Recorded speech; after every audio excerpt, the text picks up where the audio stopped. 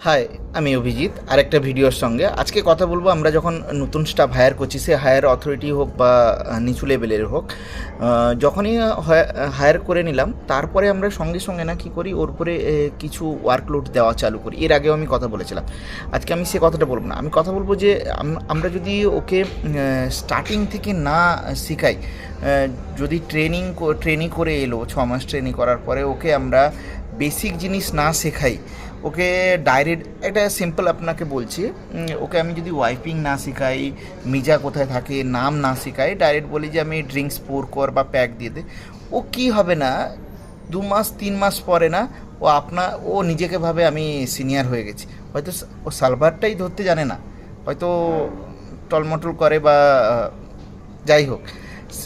সেই জন্য আমাদের বেসিক যেটা করতে হবে, অ্যাকর্ডিংলি যারা জয়েন করছে তাদেরকে নিচের থেকে শেখাও। যে প্রথম ডিউটি, আমি অভিজিৎ আরেকটা ভিডিওর সঙ্গে। অ্যাকচুয়ালি আমি যে ভিডিও বানাই, আমার মোটিভ কি ভিডিও বানানোর, রাইট?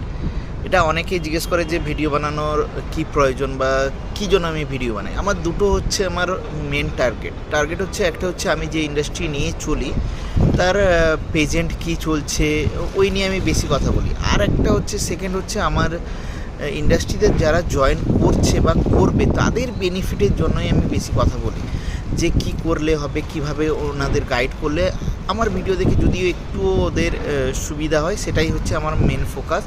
সেই জন্য প্রথমত আমি বলি যে যারা জয়েন করবে নির্ভয়ে জয়েন করবে, ঠিক আছে?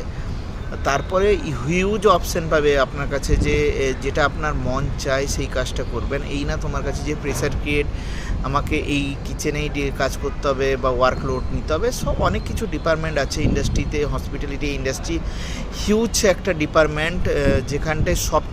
हाय, मैं अभिजीत और एक वीडियो का साथ आज वीडियो में बात करेंगे ना, हमारा पास पहले जैसे ऑप्शन कम था, उस टाइम स्टाफ का स्टेबिलिटी बहुत अच्छा था। अभी ह्यूज ऑप्शन आ गया, आए दिन आपको कुछ ना कुछ ओपन होने मिलता है। तो इंडस्ट्री में क्या होता है, स्टाफ का स्टेबिलिटी कम हो गया, तो आपको स्टाफ को रोकना है, आपको एज ए सीनियर आपको आउटलेट चलाना है, तो आपको क्या करना पड़ेगा, आपको इजीली 2-3 स्टेप मेरा जो समझ में आता है वो करना पड़ेगा। एक है स्टाफ के साथ फ्रेंडली आपको होना पड़ेगा।